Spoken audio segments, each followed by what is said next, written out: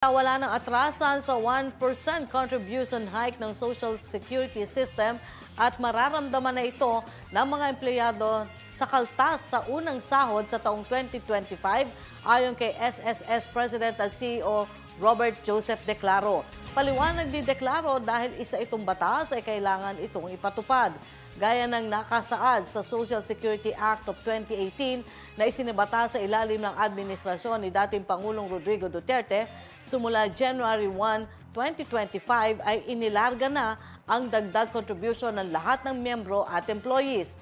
Pinakalma pa ni Declaro ang publiko na pagsasabing huli na ito sa serye ng dagdag kaltas o SSS contribution hike dahil hanggang 2025 lang ang nakasaad sa Social Security Act of 2018 at pagtatapos nito ay pipirma na ito.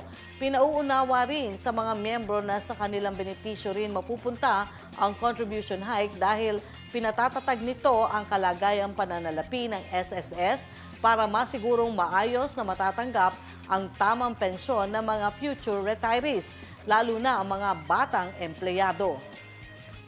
Alam niyo po, itong increase na ito ay napapaloob sa batas ng RA 11199 and ito po yung last increase